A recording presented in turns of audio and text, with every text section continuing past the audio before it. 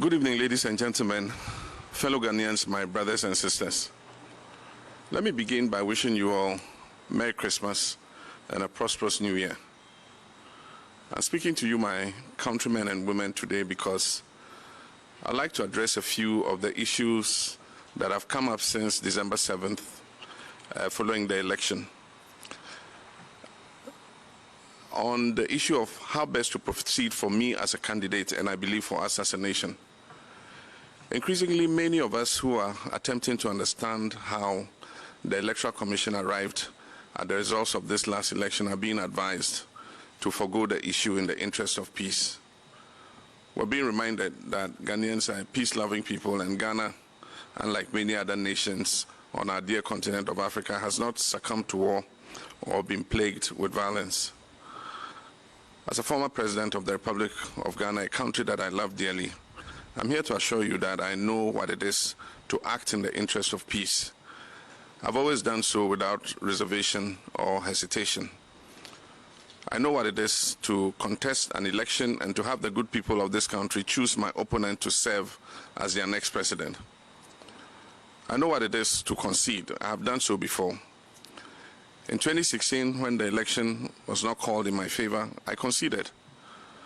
I conceded in a congratulatory call to my opponent, and then not long after that, I conceded in a public address to the good people of Ghana. I conceded not simply in the interest of peace and democracy, but because I respect the will of the people. I did then, and I still do now. So when I say that I will not concede this election, please know that I'm not taking this decision lightly. Understand that it's not because of a desire for power, but because of a dedication to principle and a commitment to democracy.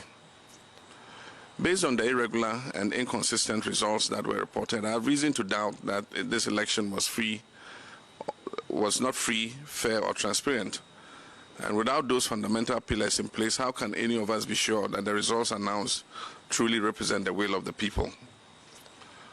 My brothers and sisters, I stand here today to remind you that Ghana is a peaceful nation, precisely because Ghanaians have always stood on principle.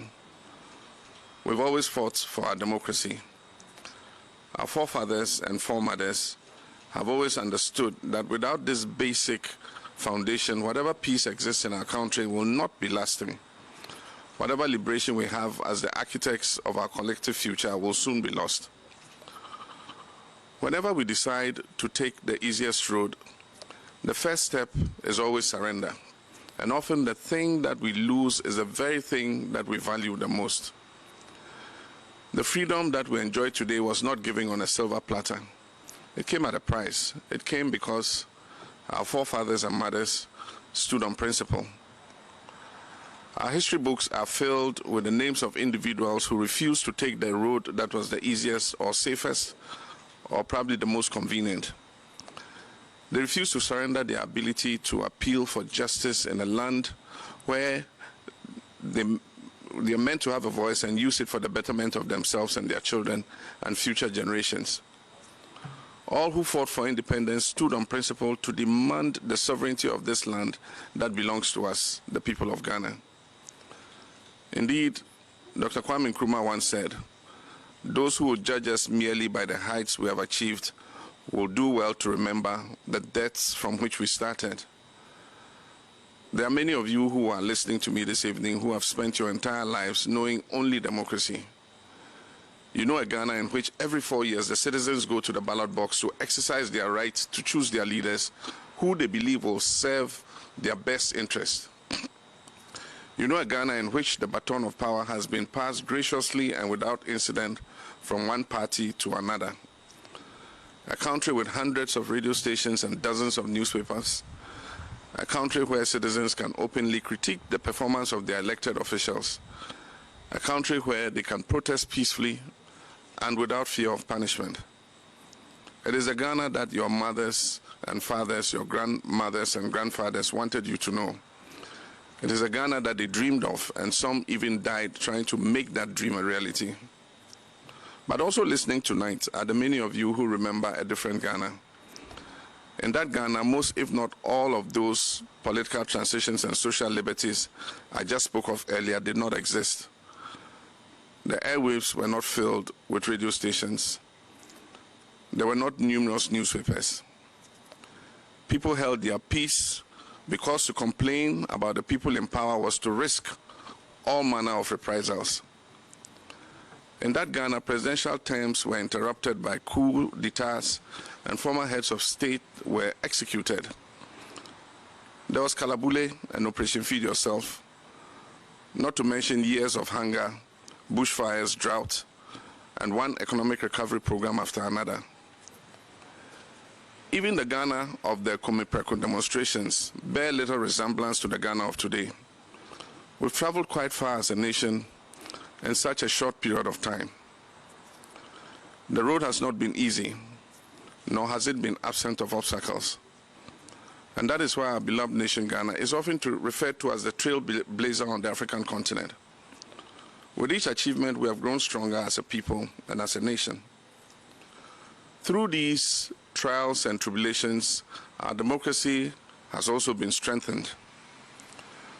My brothers and sisters, in a democracy as strong as ours, peace and justice can, and in fact, they usually do coexist.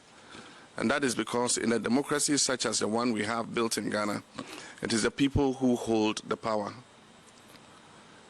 Indeed, in 2012, when the election was called in my favor, my opponent challenged the results, as was his right, and he took the matter to court. 8 long months of an election petition, far from destroying our democracy, rather reinforced our commitment to it and affirmed the strength of our institutions, particularly the judiciary.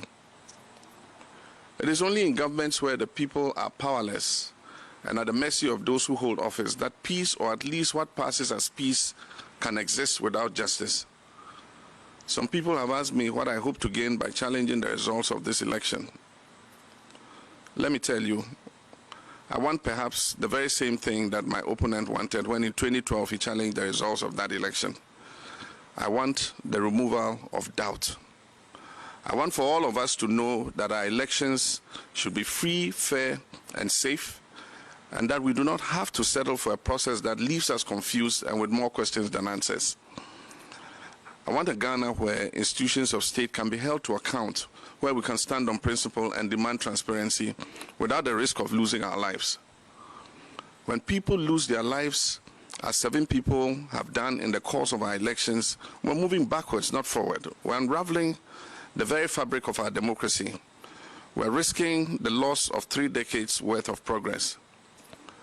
When today we see armed military and militia in our collation centers and election outcomes declared at the point of a gun, for us who have witnessed our country's journey through all its post-independence travails, we wonder if we have truly exorcised the ghost of our tortuous past.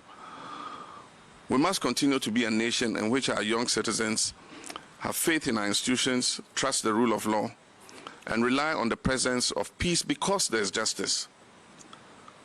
Ghana must be a country where we citizens know and believe without any doubt whatsoever that the way forward is determined by the will of the Ghanaian people, and that we can hold our institutions of state accountable and guarantee that they work in the favor of the national interest and not in the interest of the administration or the person in power. That is what I want.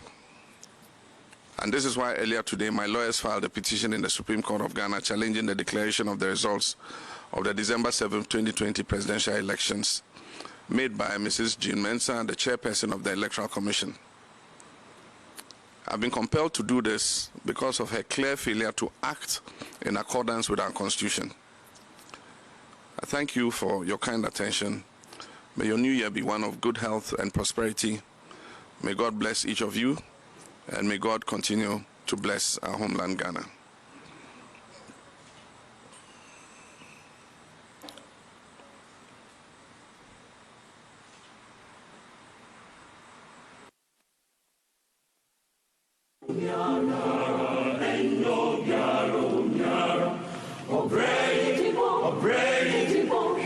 bebo, miaro, miara, endo, miaro, miara. Asemi, besini, fenwa, miara. Asemi, besini, miara.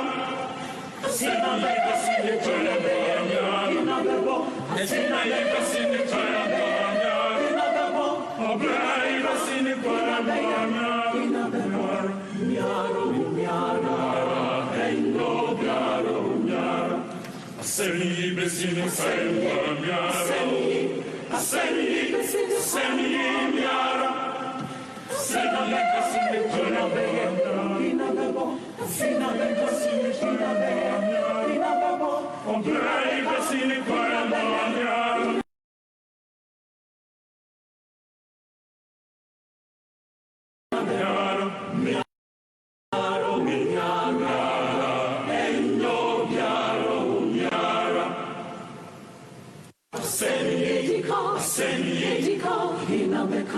Miaro, miara, endo, miaro, miara. E giumedia, hina beye, miaro, miara.